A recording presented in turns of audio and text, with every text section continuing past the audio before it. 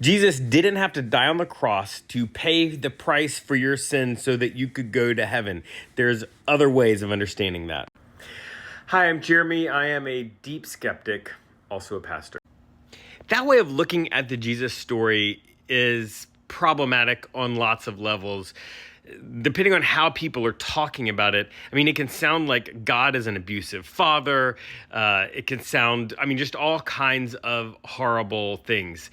And if you grew up in the evangelical church, that's all you ever heard. In fact, to suggest anything other than that would be to commit heresy in the traditions that I grew up in.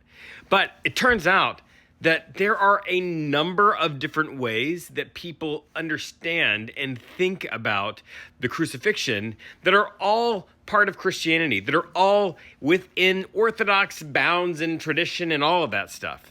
That one way of looking at it is something called penal substitutionary atonement. And the idea is that that sin, it separates you utterly from God, that your sin demands a blood sacrifice and a perfect blood sacrifice that's not even possible. And so Jesus, because God is so angry and so separate from us in our sins, that Jesus has to come and die in order to satisfy God's anger that is justified about our sin and satisfy the punishment that is required for our sin. You get to see the penal, the punishment, substitutionary. Jesus is sort of substituting for that. So penal substitutionary atonement.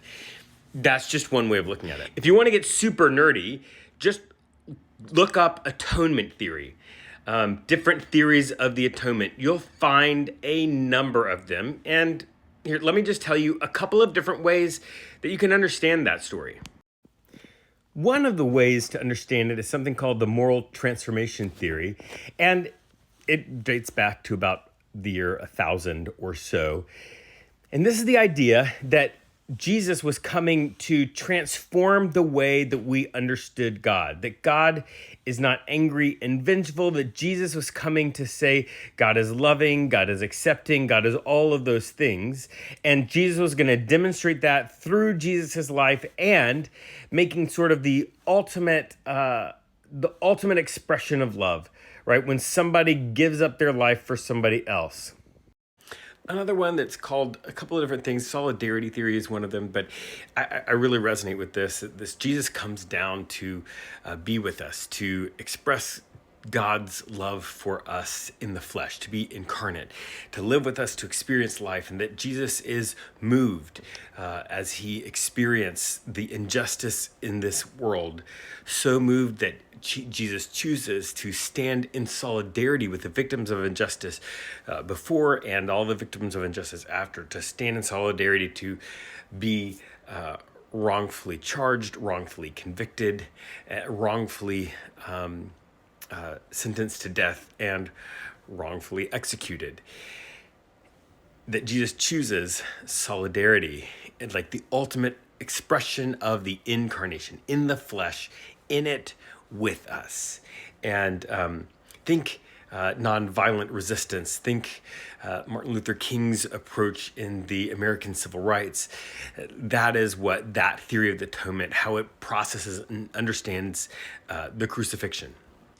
The point is that throughout history, there have been multiple ways that people have understood God and Jesus and the crucifixion and the sacrifice, and all of those ways don't involve a violent and vengeful deity that is demanding a blood sacrifice. There's lots of ways. And so I want to give you permission to let go of the ways that don't seem to serve what is going on in your experience of the life, and to find what works for you, because there's not just one way. There's not just one way to understand all of this. And if you let go of it and you just begin to seriously look at it and study and see what people have said in the past, there's more than one option. You do not have to believe in penal substitutionary atonement. You do not have to believe the way people talk about the crucifixion and about God who are conservative evangelicals. There's just more options.